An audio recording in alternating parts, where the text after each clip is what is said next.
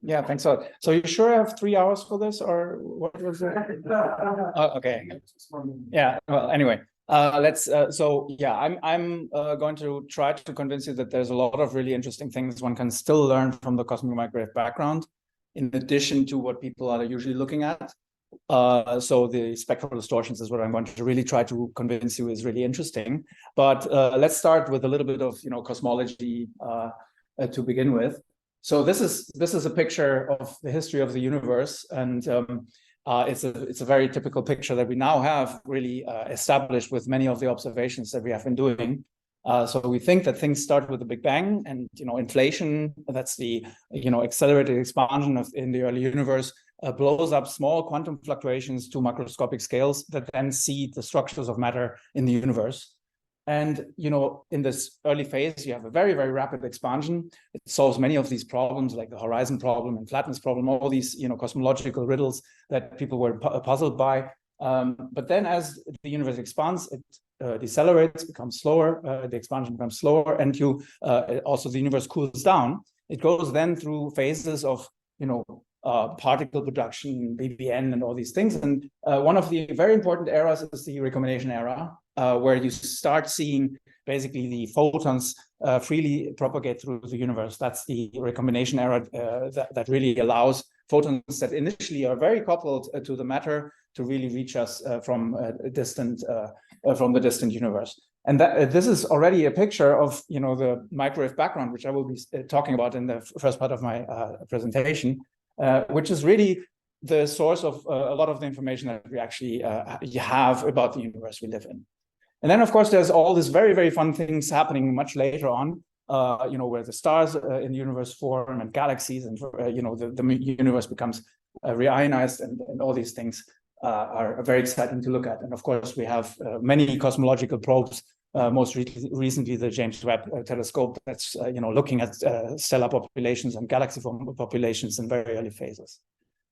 So cosmology is about the big questions, not in detail about where is one galaxy or where is one star, but it's all about the big properties of the universe. So what is the universe made of?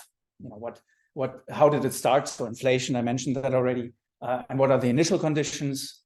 And then also, how did all the structures in the universe form, right? That's the kind of big questions that the cosmologists normally ask. And the cosmic microwave background is one of the sources of information that is probably most dominant in terms of understanding the big picture of the universe.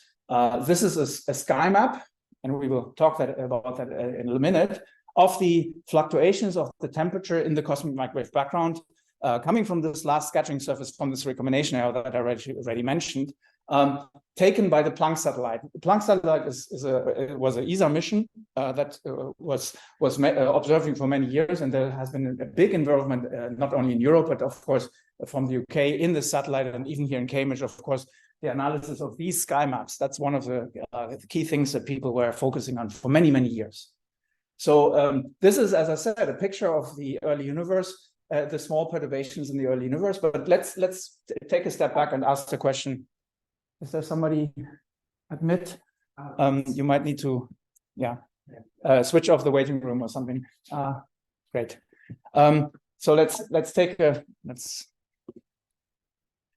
look at how this map was actually created. So here's the Planck satellite scanning the sky in these revolving scans.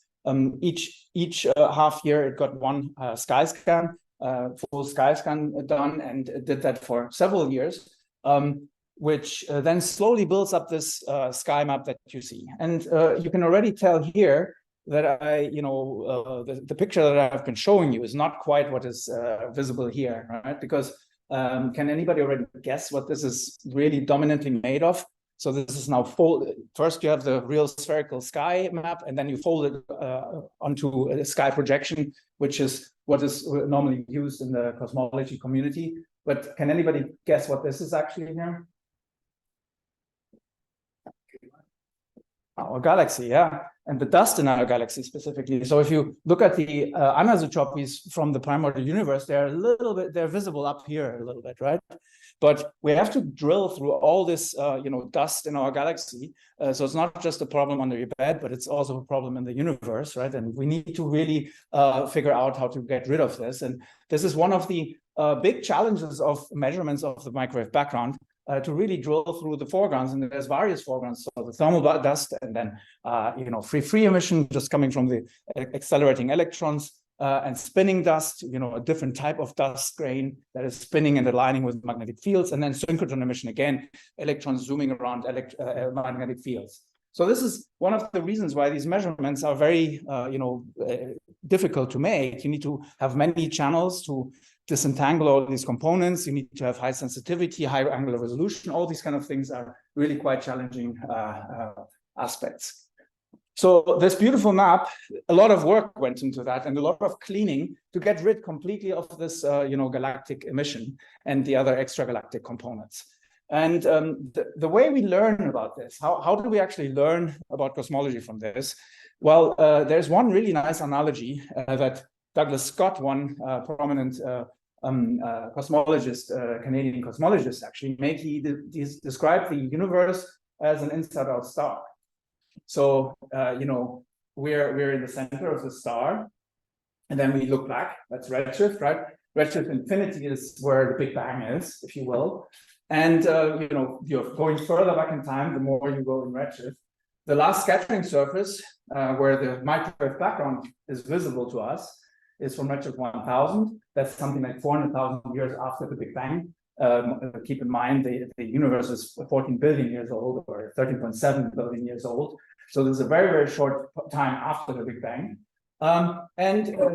Before that, we have the plasma phase, right? So now you can understand this is, in some sense, the last scattering surface is the photosphere of a star, right? And you have the stellar center wrapped around it, like the plasma phase is the way earlier high redshift universe, right? A lot of the work that I'm doing is actually in this plasma phase, and the microwave background distortions that I will talk about, they come from the early phases of the universe. So this is really exciting because you can look into the center of the star, if you will, or into the very, very early universe, right? Okay, so this analogy is not that bad, actually, because these patterns on the sky, they are basically nothing else than acoustic oscillations in the plasma, where the photon and baryon fluid is coupled, and you get these acoustic modes. If you had a star, you have these surface modes, gravity modes, all these things that you can in principle measure by looking at lines, and astroseismology is a thing that people are now able to do, not only in the sun, but also in distant stars. And in a similar way, you can analyze the patterns on the sky. And these patterns on the sky, they are very, very Gaussian, and the Gaussian field, as we can imagine, is described just by the two-point function. And the two-point function is precisely what you normally use to do cosmology. So this is a compression of angular scale. L here is the multipole of a spherical harmonic expansion, right? It's really nothing else than taking the sky and compressing it into multiples and coefficients that in principle are ALM coefficients, really describing the exact sky. But because of statistics and Gaussian statistics, you can get rid of the quantum number m and basically compress it into just an L-dependent quantity. So then you have here the quadrupole with L equal 2. The dipole is completely removed. Does anybody have an idea why the dipole is useless in some sense?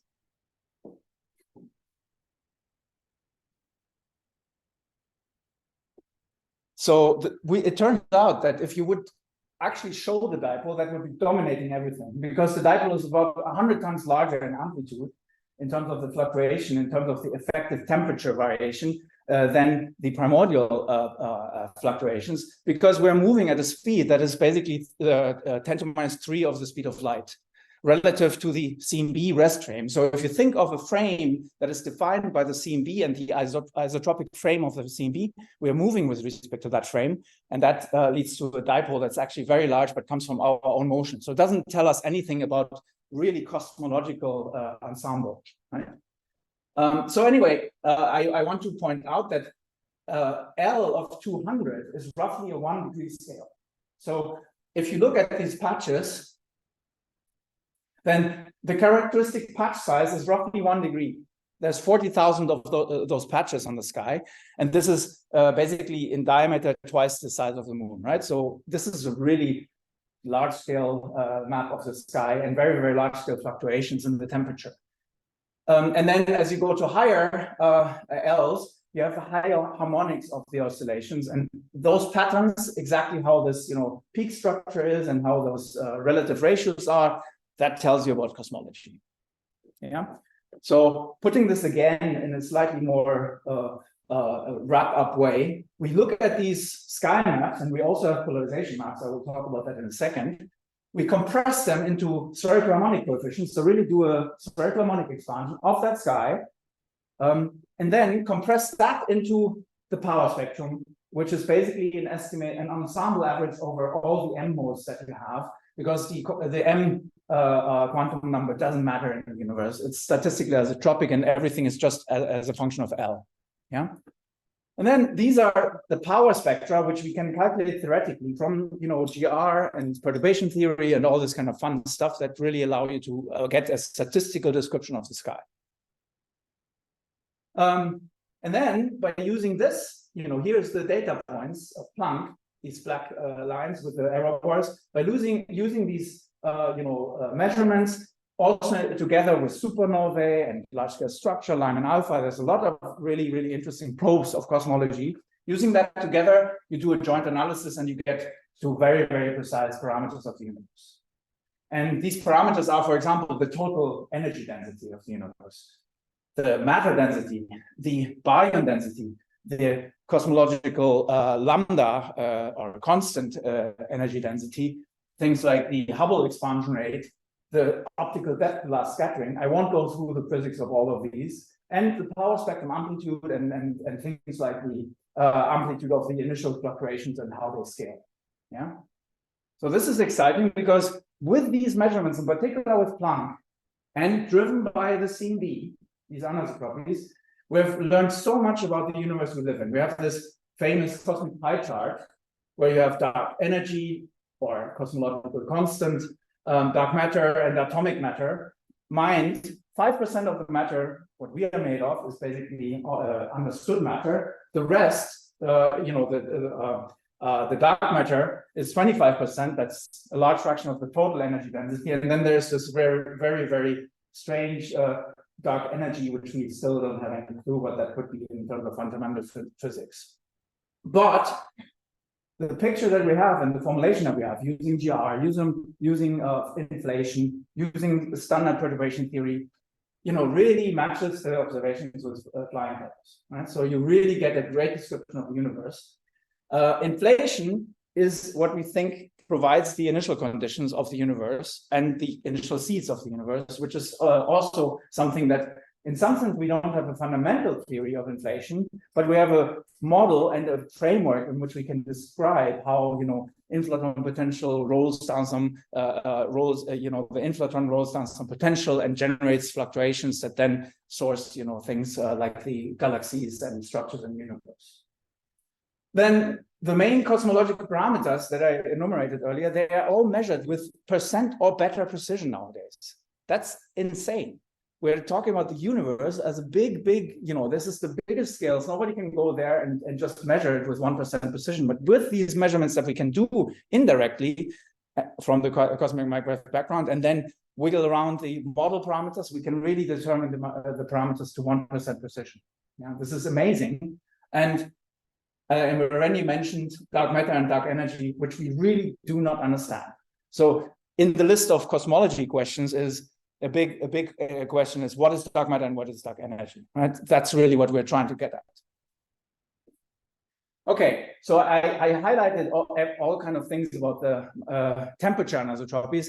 That's again not all that we have from the microwave background. We also have polarization signals. So the light, the microwave background light, is not just unpolarized intensity. So think of it as a higher temperature here versus there. No, it also has a polarization degree, just like from sunglasses, and you have linear polarization. It can have a linear polarization degree. And that, by the way, if anybody has a question, or if ask me just immediately, not everything can be sorted in the pub later. So anyway, the patterns on the sky, they have polarization degree, and you can actually learn by looking at the statistics of these polarization patterns. You can again learn about the universe, and that is a very exciting way of really tracking again, different modes and perturbations of the universe. And I will highlight in a minute that this is one of the key things that we're still able to push forward much more and tease more information out. But polarization also tests things like the magnetic field structure in our galaxy, because we already said there's like a huge foreground from galactic emission. That's polarized emission, so you can actually reconstruct from knowing what the component in polarized dust is. You can reconstruct this beautiful picture of the sky, which was done as one of the releases of the Planck collaboration, which is just showing you how the magnetic fields in the galaxy are, projected magnetic fields are. So this is really exciting and really nice, but it teaches us about our galaxy, not about cosmology. Right? It's a foreground you want to get rid of as a cosmologist. The E mode and B mode patterns, these are the polarization patterns that tell us about the different modes in the universe, cosmic modes. So E mode patterns can be thought of as electric patterns, which are, have a divergence, and the B modes are more like the magnetic patterns, which are divergence-free. Yeah, so have a curl mode, right? And these are modes that can only be created. The B modes, they can be created. They are a smoking gun of the early universe physics, which is from inflation, which actually can be sourced by tensor modes. So by looking at the E mode patterns, so basically looking at the sky and the polarization and decomposing it into these E modes and B modes, which are basically an extension of the spherical harmonic decomposition, but to a spin 2 field, you can again ask questions about what kind of perturbation modes actually sourced these kind of perturbations and signals. And that is what people are really pushing for, looking for, a measurement of these polarization B modes. The E modes we have measured with Planck quite beautifully. Here's the outer power spectrum. Again, just as a scale dependent, what is the amplitude of fluctuations in these E modes and how you can, compare them to theory, and then also the cross power. So B modes is really one of the key goals in the future, which a lot of the experiments are going for. Here's a beautiful optical picture of the coma cluster. When you look at the coma cluster in the X-rays, you see that it's full of hot gas. So I'm trying to build up to another really exciting way of learning about the universe and about the structures in the universe. So the coma cluster is a massive cluster with thousands of galaxies, more than 1,000 galaxies. It's quite it's quite far away in redshift. It's of course in our neighborhood, in that in that perspective. It is about 2 degrees on the sky, so 4 times the size of the diameter of the moon, right? This is again a really, really extended object. If you look at it in X-rays, if we had X-ray eyes, and the gas is like 8 to 9 keV hot. So really quite relativistic electrons filling this coma cluster and emitting in X-rays.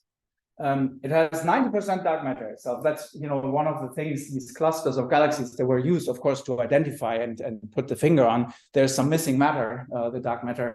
That was one of the indications for it.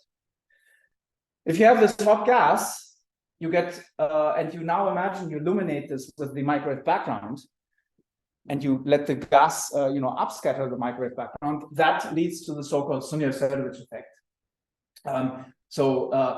Think of again the hot plasma here, the CMB photons coming from all directions. At this point now, the anisotropies don't matter. These anisotropies are very, very small, but you have the average flux. You have just the light bulb from the CMB, if you will, illuminating this hot plasma. And then there's a telescope which is receiving these scattered photons. And if you now look at the scattered photon spectrum, now in terms of the energy of the photon, so you're asking now the question, how many photons do I get at one frequency versus another? Then you can build up these differential measurements that are characteristic of the Sunyaev-Zeldovich effect. And the Sunyaev-Zeldovich effect is really a tool to learn about structures in the universe, like hot gas in the universe. So here is Rashid Sunyaev, who was one of the pioneers of this idea, together with Zeldovich, who predicted that this effect should be happening. And it's very interesting to note that back in the days when he was talking about this, he got really, really shut down by his collaborators, or by the fellow cosmologists, because everybody was like, no, this can't be. This is a scattering signal. You're scattering, and scattering doesn't change, according to Kirchhoff law, doesn't change the flux of the photons. It shouldn't change things. But they forgot that when you have a scattering event and you actually shift the energy of the photon, you can redistribute a photon from low frequency to higher frequency. And therefore, although the photon number is totally conserved under this, you still can change differentially things. And the anecdote goes that Rashid was talking about this in the front of the department and trying to explain and argued, and then Zeldovich came in. And while he was coming in, was said, no, he's all right, and everything was like, yes, it's okay. So Zeldovich was really the person that could convince everyone about the correctness of these calculations. And now this is routinely used to look at clusters of galaxies in the universe, which is really exciting because we now, this was Planck, and this is just like of order 1,000 objects. The ones that are used for cosmology are just like of order 400, because you need like high signal to noise measurements and things like that. But we can now, with SPT and the Atacama Cosmology Telescope, we can do way better measurements and have many, many more of these clusters. So this is really routinely observed nowadays. Another really exciting thing is CMB lensing, because you have the light from the background, but it goes through the structures of the universe. And the structures are gravitational lenses, just like Einstein, gravitational lensing. So the photons don't go on straight path, they actually get deflected. And if you have a pattern on this sky, then the lens pattern that you look at will have a slightly different statistics, right? So you can depict this in this way. Here's a small patch of the CMB sky that we measured with Planck. And then you put the lensing effect. You can, when you flip between these two, you see that there's like a small shift in the positions of the peaks and the shapes of the peaks and so on. That is the signal that you can actually use to test essentially the intermediate amount of matter in the universe, which is really quite exciting, because using the measurements again from Planck, you can now produce a map of the lensing potential. That is basically a map that tells you about the what is the sky projected density of the universe at low redshifts. In the low redshifts, I'm talking about redshift of 1, which is a billion years after the Big Bang, roughly, right? So this is really a cool tool as well, and it comes again from combining physical effects of low redshift lensing and CMB propagating through the perturbed universe. And these measurements here in Cambridge, there's lots of work going into these measurements and cross-correlation of these kind of measurements with galaxy catalogs and so on. And these have actually been beautifully consistent, found to be beautifully consistent with measurements with the cosmological predictions that you can get from models. Okay. So I kind of like gave you a little bit of a spiel about how great the CMB is, the microwave background itself, the anisotropies and so on. And this is really work that was driven by many, many observations. So COVI DMR was the first to really look at these anisotropies.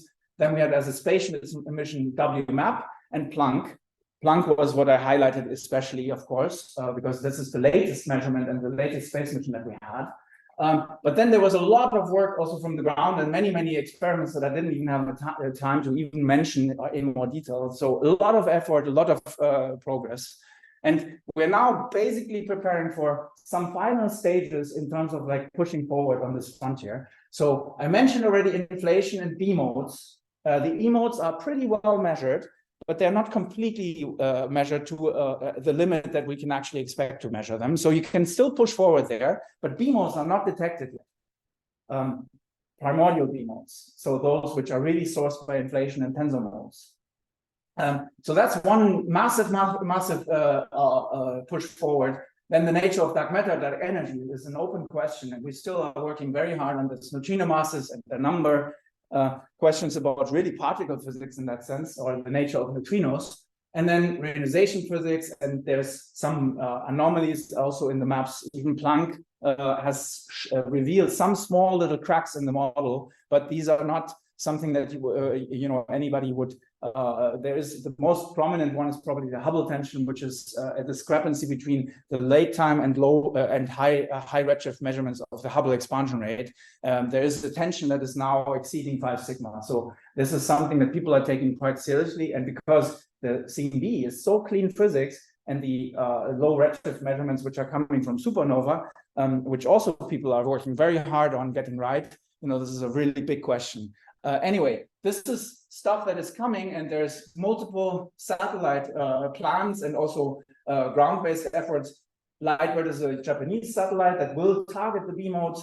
The Simons Observatory is strong involvement from the UK again. This is going to be a mapping from the ground. And then CMB stage 4, which initially was planned to go to the Antarctic sites and from there measure the sky again. But this is probably going to change now. So anyway, a really bright future ahead and lots of things to look forward to.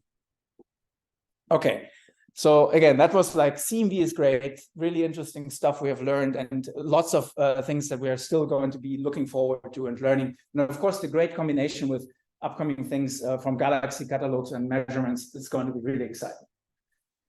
Let's go back to the CMB sky. Beautiful, just to remind ourselves.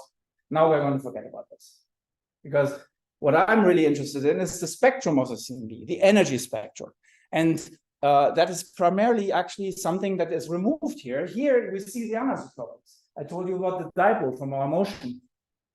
I'm not interested anymore. I'm looking at the average sky system. Only absolute measurement, the full sky. What is the average black body spectrum of the CMB? Yeah, or what is the average spectrum of the CMB?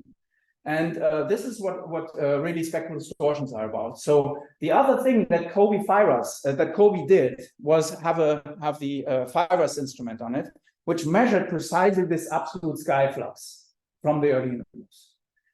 That determined the temperature of the universe to a very high precision, and it found that the spectrum, the real energy spectrum, is given by a black body of this, 3 Kelvin.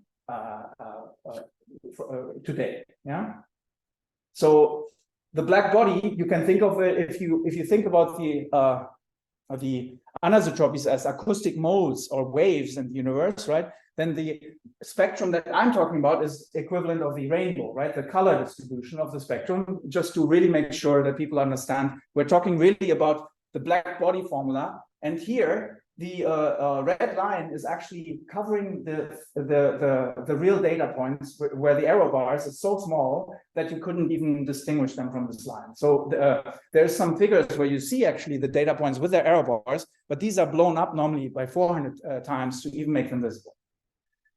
So what I'm talking about with spectral distortions is departures from this perfect black body formula. And black body is of course an indication of a high degree of equilibrium between electrons and photons from the early universe. It's one of the reasons why we believe there has been a Big Bang, right? Because this is such a great black body that was measured by COBE files. But there is these parameters, mu and y. That's what I'm going to try to explain, or at least attempt to explain, that characterize departures from this black body spectrum. So first question is, why would we even ever expect any departures from the black body spectrum? Why would we think that the universe didn't create a perfect black body? So what do you have to do to create a perfect black body or to disturb it? Well, in the early universe, everything is really, really dense, and interactions are very rapid. So if you do something that creates a non-black body spectrum, then the universe very quickly restores the black body spectrum, just according to energy and energy conservation. It will just create what is the new temperature of the universe in some sense. Yeah. And when you have a black body, then that means that you can now, in terms of the expanding universe, you can think of this as just a scale temperature. So if you go to higher redshifts, the temperature of the universe is higher. If you go to lower redshifts, it drops. And at redshift 0, which is our location in that sense, the temperature is 2.7 to 2.5 Kelvin. Yeah. And a black body if you have a temperature that characterizes the energy density of the black body, and it also characterizes the number density of the photons in the black body. Because you just have the formulas T to the 3 and T to the 4, which I didn't explicitly write here, but you can, of course, then convert that into a redshift-dependent formula, which just tells you that's the black body in the universe, and at different redshifts.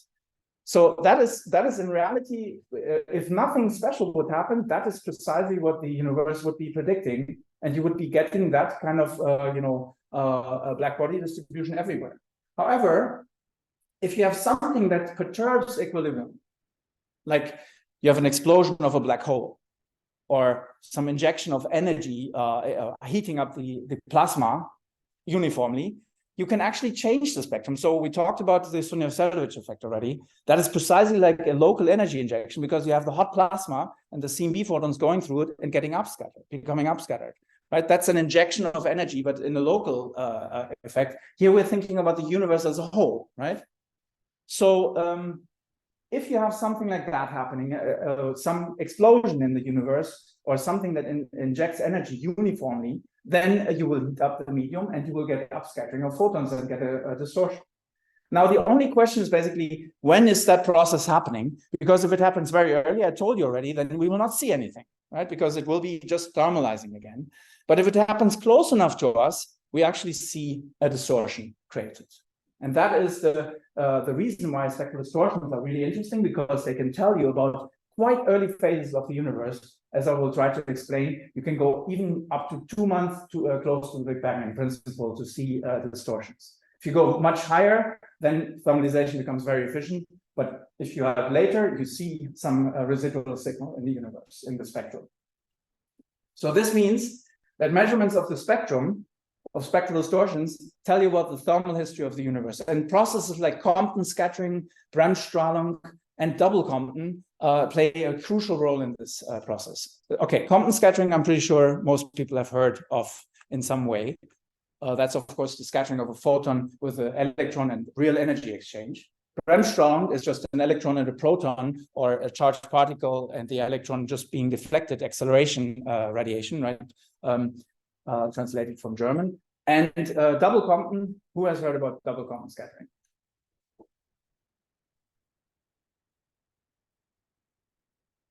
So double Compton scattering is basically the equivalent, is basically the radiative correction to the Compton process. You can imagine a Compton event happening with the production of a very soft photon at a higher order in the perturbation theory in alpha. So it's a quantum electrodynamic process. It's just a radiative correction to the Compton process. Just like Bremsstrahlung is the radiative correction to the Coulomb scattering process. So the funny thing is that double Compton, which normally is absolutely irrelevant, we don't even talk about it normally when we study physics, that process is actually the most important in the early universe in the production of photons, because it produces photons at low frequencies that then can fill in, the lack of photons that you have when you have injected, for example, some energy. So this is really interesting, and it comes from the fact that the photons are dominating the universe. The plasma has so many photons over barons. Okay, so we now understand that you have to do something to the universe, like inject energy or some photons, or just generally perturb the equilibrium between matter and radiation to get a distortion. Yeah. Here is the classical distortions, how they look, how you can think of them. And one of them we already talked about, the Sunyaev-Zeldovich effect. So let me just recap that. We have the black body spectrum coming in, and some energy is transferred to the black body spectrum, just partially upscattering these photons by Comptonization. Yeah, so electron scattering, electrons basically heating the photon bath. But the Compton scattering for the Y distortion, which is what you normally refer to for the Sunyaev-Zeldovich effect, is coming basically in the partial, where you just have very weak upscattering. You don't move photons a lot in the spectrum, whereas in the mu distortion, which is a Bose-Einstein spectrum, so photons normally, we all know that it has no chemical potential. Photons, you can produce them freely because they don't need energy. That is not true in the universe, because the universe is not like a cavity in the lab, which can basically instantaneously adjust the number of photons to adjust to the new temperature. No, it takes basically the age of the universe to adjust the photon number. because if you have energy release at times later than 2 months after the Big Bang, so 13.7 billion years minus 2 months, you will see a distortion today. So it basically takes the age of the universe to actually produce photons to make no distortion, which means you are in the phase where you're in before 2 months after the Big Bang. Yeah, so this is not like in the lab where you can just tune the temperature and you will get a black body. Of course, not as perfect black body as the universe creates, but still in the lab it's way easier because you have the cavity producing photons and changing photons. Okay, so let me put that back into the history of the universe kind of figure. So here's a slightly different version of the figure that I showed before, but just stretching a bit more into the early phases where you can now see, you know, inflation happening here, and then you have particles produced, you have PBN and all these things, and then here the recombination era, that's why we see the last scattering surface, right? And then here's the structure formation at late times, stars, realization, all this fun stuff. CMB anisotropies is looking at this picture 400,000 years after Big Bang, redshift 1000, and mapping the sky temperature fluctuations, in that way learning about inflation and other things that I already mentioned, right? The parameters of the universe. And then late time effects, where you also get E modes, B modes, and of course the important B modes from inflation that are really, really important for looking when you're doing the CMB anisotropy science. Spectral distortions probe the thermal history of the universe. So something like 2 months after the Big Bang, you see here's the year, so I by eye said this is 2 months, right? Roughly 2 months after Big Bang until today. If you have energy release, an explosion, something that injects a significant amount of energy, you will see a spectral distortion in principle today. If you do this much earlier, no distortion is left, right? But it takes essentially the whole age of the universe to erase the distortion when you're wanting to go into the space, right? So this means that with spectral distortions, you can open a new window into the early universe where you can probe different phases and stages of the universe. And you can, in particular, look beyond the last scattering surface. You can actually look at processes directly in the pre-recombination era, which is quite exciting and one of the reasons why it's interesting to think about spectral distortions. Here is now the picture of the mu, y, and y distortion. So the mu distortion, I will show a nicer figure later so that you can see more clearly what the differences are between these two. But here, this is, of course, the exaggerated figures from back in the days when Sunyaev and Zeldovich were working on this problem. Again, these are the fathers of the whole science of the spectral distortion physics. The mu distortion is the phase in the high redshift universe, and the y-type distortion can be thought of as a phase in the low redshift universe. So low redshift for me means the low redshift of 50,000.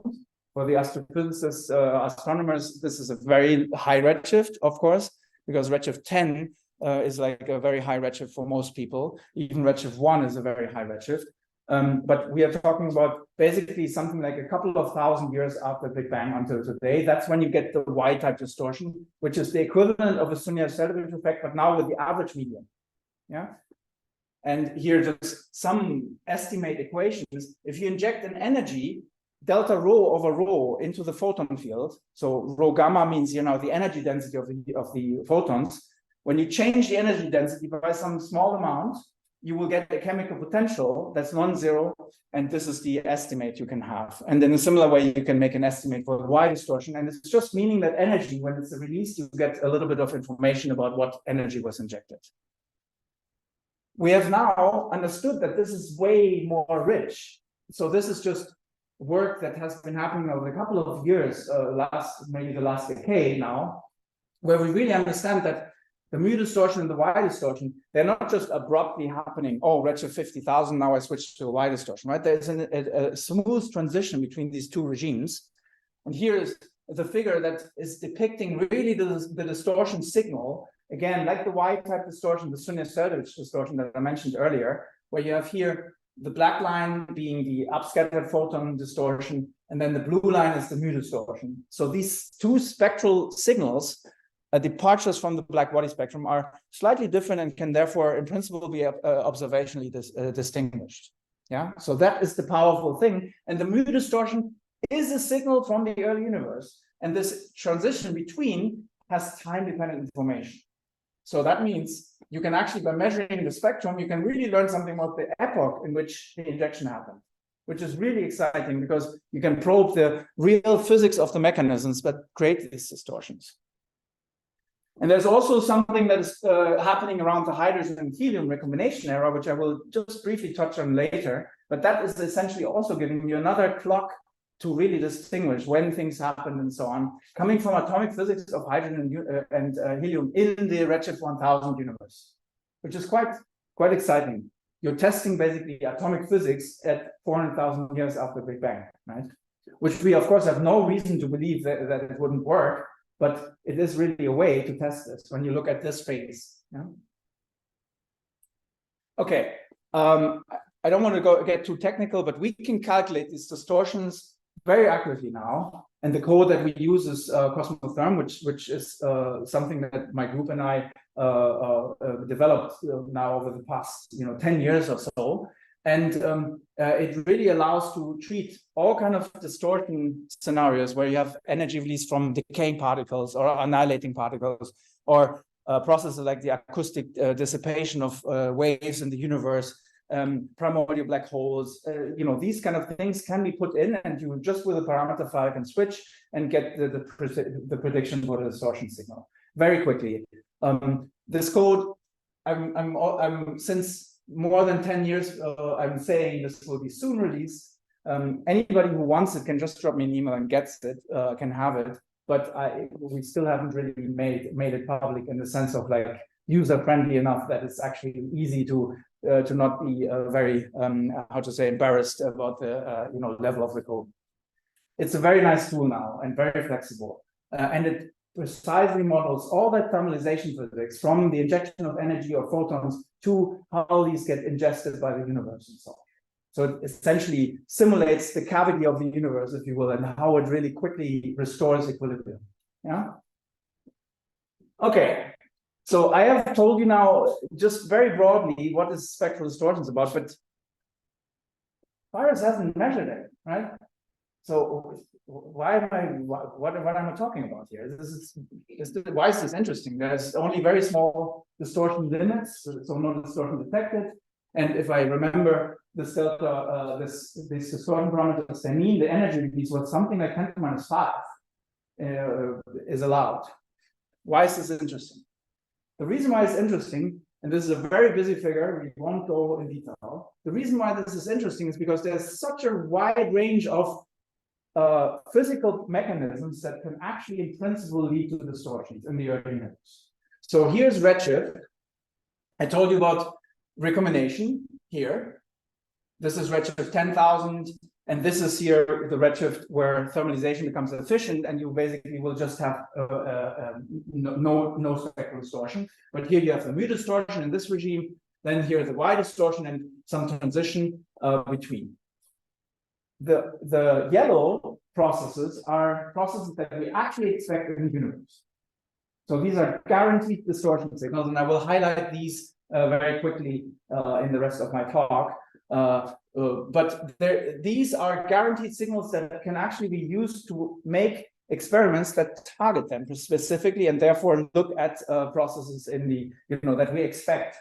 But then there's a huge range of there's a big parameter space where you could have in principle non-standard things happening. Primordial black holes is one of the things that people have been starting to talk about again because of the detection of these first gravitational wave mergers. They indicate that there's maybe something happening in the early universe that creates primordial black holes. Spectral distortions are in principle some method to learn about this. I will certainly talk about small-scale enhancement of perturbations, which comes from the inflationary era, but in the scales that we haven't actually tested with the CMB at much smaller scales. These could be modified in the universe and therefore lead to spectral distortions, as I will try to attempt to explain a little bit. And then, primordial magnetic fields. I mean, magnetic fields is something we have everywhere. We actually, if we ask the question, where do magnetic fields on large scales in the universe come from? There's almost certainly something that has to happen to create some of the large-scale fields that we do see, or the indications for them that we have. So potentially these are even coming from early phases of the universe, and then it's basically a question: what is the formation mechanism? Again, inflation, some phase transition, all these kind of things are open questions. Axions, decaying particles in general. Anyway, bottom line, there's really a long list of physics you can do with spectral distortions. And here, just for guidance, this axis is basically saying how significant, how small or how large the distortion is. Fibers measured up here, and that means you couldn't see even the first biggest distortion with virus, but just a little bit below the virus limit, we can start seeing distortions, namely the slow redshift distortions and then the guaranteed distortions. In particular, from the recombination lines are very, very interesting and rich. I will try to say a few words about that. Okay, so that's the first reason why it's exciting. There's like physics you can do with it, and there's expectations for distortions at a level that we can in principle reach with the next generation of experiments. Okay, so here is a summary. I told you about all these CMB anisotropy experiments and how many we had, and there was 3 satellite missions already, and potentially even a next one coming in the next decade or 2, which is exciting, of course. Spectral distortions, excuse me, this is not exactly what I expected. We had a lot of activity. That's what I wanted to say now. We had a lot of activity because of this really great perspective of, lots of processes happening. Since 2015, we had like a workshop in Chicago. We had a workshop at CERN in 2018, again, talking about the different physical mechanisms, also experimental methods. Then we had some activities recently, which were a response to the call from ESA, the space agency, European Space Agency, asking for community input for what should we do in the next decades. And we put in white papers to this, which are basically trying to describe a science case and really trying to say, hey, this is really cool. And I will mention in a minute what that revealed or what that meant. And then we had, last year, we had a workshop in the Lawrence Center. Lawrence Center is a really great environment for bringing like groups together to actually, again, brainstorm about like processes and future activities. And we use that. And then there was also a meeting on spectral distortion science recently in the Royal Astronomical Society just around the corner. So lots of activity because of this great perspective. But I think the most important aspect, and that is the slide that I was expecting, is what is the development experimentally. So let me spend a little bit of time on what is the perspectives there. COBE virus is the measurement of the microwave background spectrum, right? With the measurement, the detection, which was in the late 80s, early 90s. Yeah. Unfortunately, we're still in that state in the CMB anisotropy business from COBE, which was a low resolution map of the CMB fluctuations, to WMAP, which was a higher resolution map, 0.3 degrees, and then to Planck, the sky map that I showed you already multiple times. This was a big evolution in terms of resolution and sensitivity, but COBE virus is still the benchmark today. And 25 years plus is because the slide is old. We're now really heading towards 30 years back. These measurements are still standing since 30 years. But as this figure is indicating, there was progress, of course. In 2008 and 2011, we had some attempts to measure more accurately the spectrum from the ground. This was Italian-led TRIS. It was a big, basically radio antenna, and then trying to measure the sky flux. Then there was a balloon-borne experiment, which Alf Kogut and Dale Fixon. Dale Fixon is one of the people who was in the COBE virus team to analyze the data, and is actually the person that really derived the spectral distortion limits. So these, then Al Kogut was also in the COBE team. These people know what they're doing, and they tried to fly a balloon that then measured, the spectrum at low frequencies, a little bit outside of the normal standard CMB bands to measure again the absolute sky signal. But this did not really push the limits forward much, or in a noticeable way. So COBE virus is still the real benchmark and the most accurate measurement. But then in 2011, there was the idea about PIXI, which is a concept that could, in principle, improve virus by a factor of 1,000 or even more, depending on how you set it up. So this is we like to say, or I like to say, it's virus on steroids. Basically, just a very high level of control of systematics, high level of sensitivity, and but otherwise very similar to the virus concept originally flown and demonstrated to have been working. Right. I could spend a little bit of time explaining a bit about PIXI, but I think in the interest of time, I will go ahead. PIXI, the important thing is that PIXI has two apertures that point at the sky. And if you just take the difference between those two apertures, and here in a real sense of Fourier transform spectrometer, you can actually do a modulation of these two apertures and the beams, and you get a real Fourier transform of the sky spectrum. If you, however, put in front of one of these apertures here, shown with the sky, with the sun shields and solar panels and everything, if you put an absolute calibrator in front of this, you can do the measurements that we want to do with spectral distortion, where you compare basically to black body load and to take the difference to the sky, and then you do some clever switching and so on. Anyway, the importance is that this Fourier transform spectrometer approach is something that has been flown essentially in virus, but with a slightly different setup. And now with tweaks, again, Al Kogut and Dale Fixon, both of them knowing how this has been working with virus, they can in principle get a factor of 1,000 out of this, or even more, which means they can get to the distortion signals that we are really interested in. So this is the strawman mission concept that is now repeatedly been proposed, unfortunately, now repeatedly unsuccessfully. So we haven't actually gotten a space mission at this stage. We are even now here in the 2020s, we have multiple times even tried this for ESA, but unfortunately did not go forward. I will come with a positive note in a second. We also have made some attempts from the ground to go forward here with Apsera, which is targeting at low frequencies of recombination lines. I will show them in a minute. And then Cosmo, TMS, and Bisou. This is a balloon burn experiment led by the French community. And that is actually currently looking like it will maybe go into a phase A next year. Now, it's not guaranteed yet, but that is very positively looking at the moment.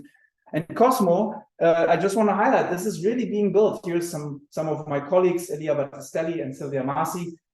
This is Italian-led, and it would be an experiment that would go to the Dome C at the Antarctic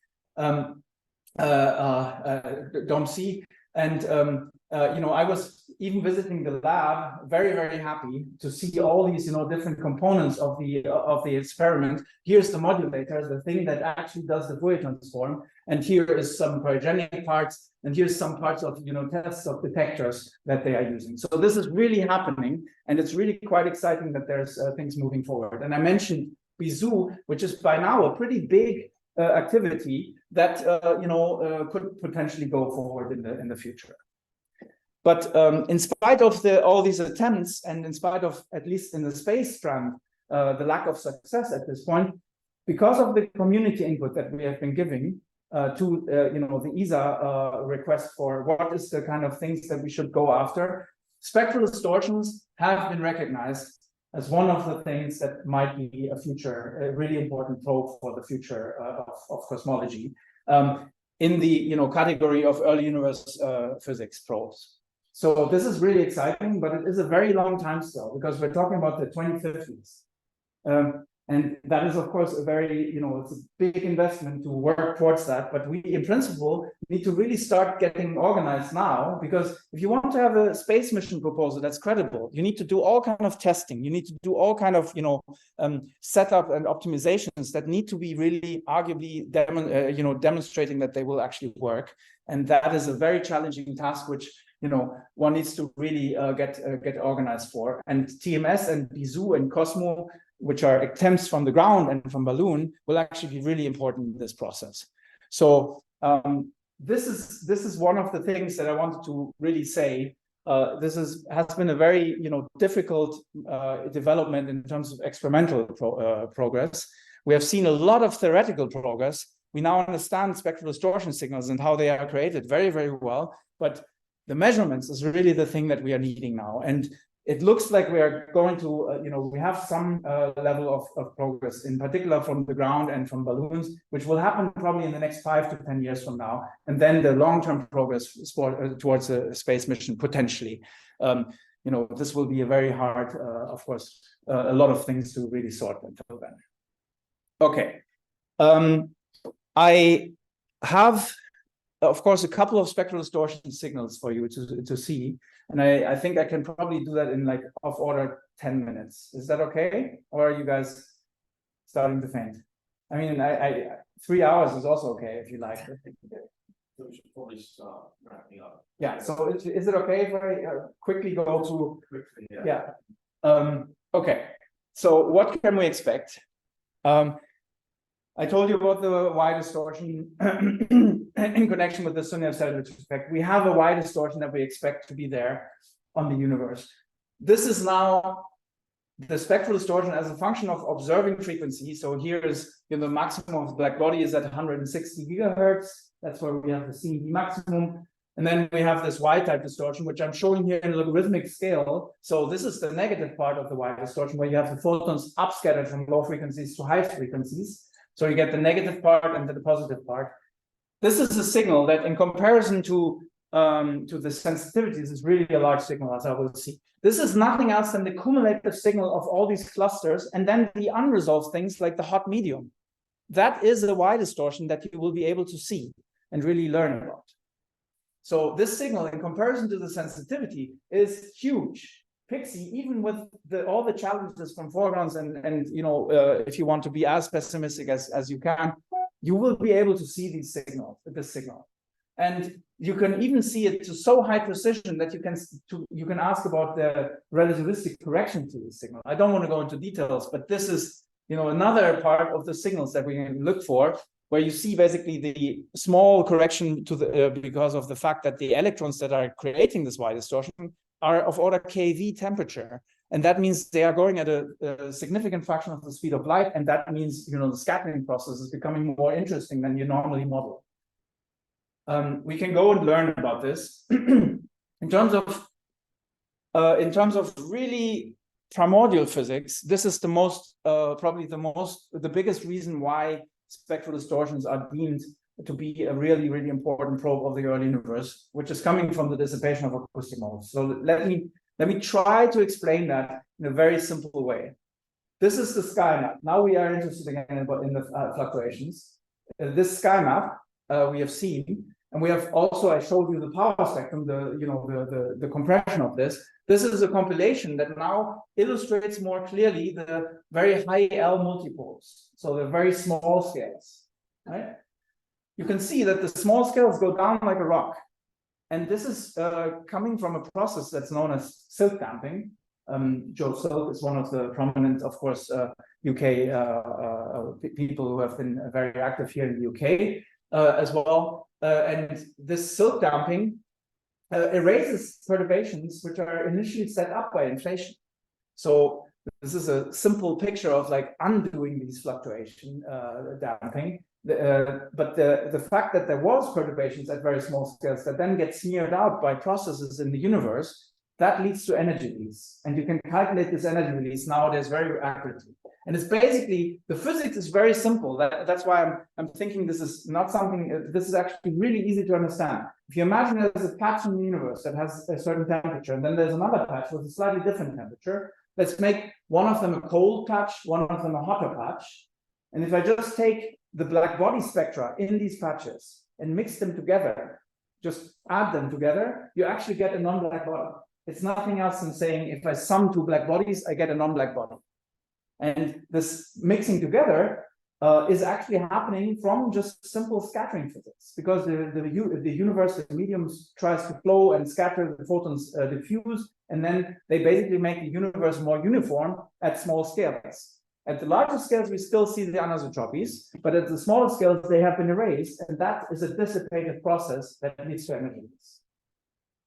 And the signal looks like this, the red curve here. This is the prediction from Planck that you would be getting from Planck observations. The only problem is, now that you see the sensitivity starts to be really a challenge. Even Pixie in its original form would not be able to see this. So that's why with the ESA 2050 program, we are actually needing to push to much, much higher sensitivities to actually get there. But this is a signal that is guaranteed from the early universe. It comes from acoustic modes that are dissipating and releasing energy from the very early phases of the universe. So this is a signal that we should see. If we don't see the signal, then none of the end is broken. So it's a one measurement that you could in principle do to say, is this consistent with our expectation or not? And this is a really, really nice thing if you're actually asking the question, what is the signal sensitivity that I need to develop? Okay, I have more explanations here and I don't want to go into the details, but I want to show you the recombination lines. So this is the redshift 1000 universe, where hydrogen and helium form atoms for the first time. And when you take the electron and put it into a hydrogen atom, you emit photons. And these photons, they are something you can look for, which is these spectral distortion lines from the black is the total, the red is just the hydrogen contribution, and the blue is the helium contribution, because we have a small fraction of helium atoms in the universe, just from BBN. And the cool thing is, so this is really the observations as we would see them today, but Lyman alpha is, of course, a frequency that's 1,000 times bigger, right? But it has been redshifted from redshift 1000 to us today. So that's why the position of the Lyman alpha line, really the Lyman alpha transition, so the second shell to the first shell transition of hydrogen is visible in the terahertz regime. And the other lines, Balmer alpha, Paschen alpha, bracket alpha, the higher series of hydrogen, they all form these peaks in the spectrum. Does anybody have an idea why these peaks are not sharp lines? I know it's very late in the talk, but I want. Does anybody have an idea? So if recombination is the process of the universe is ionized and then it's recombined, would be very, very sharp and a very, very sharp transition, like instantaneous, well, then it should be really, really sharp lines, right? But if it is a more continuous process that takes some time, you actually see the transitions emitting at different frequencies, because the redshifting is different from the different positions of the recombination process. So this is nothing else than the Lyman alpha line smeared by the duration of recombination, because it's not instantaneous. In fact, it takes something like 30% of the age of the universe at recombination to really recombine the universe.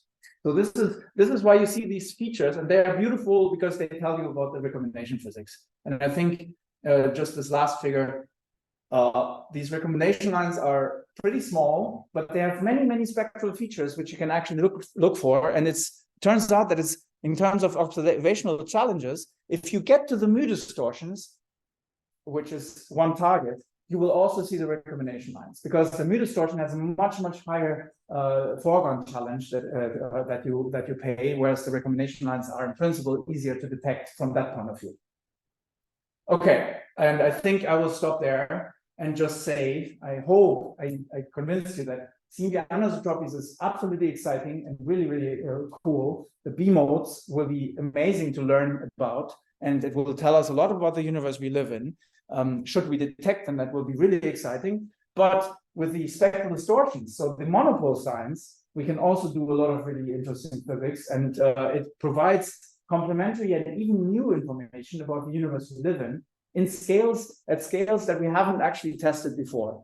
So this is really exciting, because ultimately, if we want to make progress and understand things like the nature of dark matter and dark energy, or formation of the early physics in the early universe, we need new probes that can actually tell us about these conditions. And spectral distortions is one such probe that hopefully will be opened in the future. So I think I will stop there, and thank you. A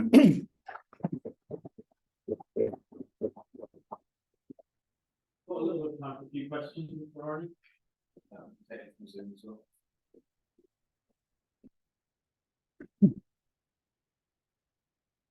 Are your acoustic modes the equivalent of boiling water? That is a good. So boiling water is in principle you have phase transitions locally, because you create those bubbles where you get, of course, the gas phase mixing into the liquid phase. So that is very different in terms of the physics, because here we don't have real phase transitions in those acoustic modes. It's more like the density of the universe is a little bit higher here than here. And if a photon is in a slightly denser region and it reaches us, it has to overcome the gravitational potential in a simple way. That means the photon cools when it goes out of the potential well, at least at the larger scale. That picture is a good one. So you, in a cold spot, there is a higher density in the universe, versus in a hot spot, you have slightly lower density. So it's basically fluctuations. It's more like a real wave on if you think of it, a wave on water without phase transition where you get buoyant. Yeah. But these pictures are, you know, a little bit, you know, one needs to understand that you need to take them with a grain of salt. All this, you know, you can do these calculations, how the modes evolve, at least when you have very, very small fluctuations, and you know these fluctuations are 10 to minus 4, 10 to minus 5 of the absolute temperature of the universe. So very, very small fluctuations. You can do mostly linear physics, at least for most of the observables that we are looking at. That is the case. And that means you can really do accurate calculations with, you know, standard GR and radiative transfer and so on. The atomic recombination, the recombination process is something, again, you can actually do very precise calculations. And if I would have had more time, I would have stressed that the recombination process and the duration of recombination is precisely, is very closely one of the important inputs to actually calculate what the statistics on the sky really looks like after the recombination process. So that is an ingredient that you need to have very accurately, modeled very accurately in order to really understand how you can drill into the early universe and look at inflation physics, which is, you know, in the era of Planck, of the measurements of Planck, this was a really important thing because the previous calculations were basically not as accurate. But again, this is based on standard physics, atomic physics, radiative transfer, how photons interact with the universe, with the matter in the universe.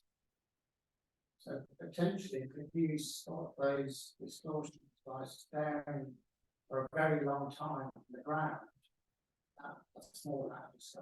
In principle, that is a correct idea, because a long time means you collect more and more photons, and that means you, in principle, build up statistics, and you would see, okay, my noise goes down. But the problem is, from the ground, the really big challenge is that you have then also the atmosphere that you have to fight with. And the atmosphere is coming from, of course, layers in the ionosphere and turbulence and things like that. These are time-varying, you know, signals that depend on the pressure and all these kind of aspects of the atmosphere that you cannot easily monitor to then subtract. So then you have to really ask, how do you do this? And one way is to do modulation, tilt your telescope a little bit, or do circular motions of the mirrors. That's one of the concepts that are now being discussed for Cosmo, and even for the Visu balloon experiment. This might be something that one has to do. But ultimately, there will be a noise floor that you will hit because of the imperfection that you can, you know, subtract this atmosphere. And that is one of the reasons why going to space provides a much more stable environment, because, of course, there's thermal fluctuations in general as well from the ground. All these kind of things are much harder to do. But even there, in the space environment, you might still face big challenges with respect to getting rid of the galaxy and getting rid of everything that is obscuring these signals, which are very, very small signals. But in comparison to, for example, V modes, the absolute you know, sensitivity that you need is very comparable to what V modes are actually also what you're actually doing with respect to V modes. So the technology in principle can reach these sensitivities, but there's a lot of challenges to overcome.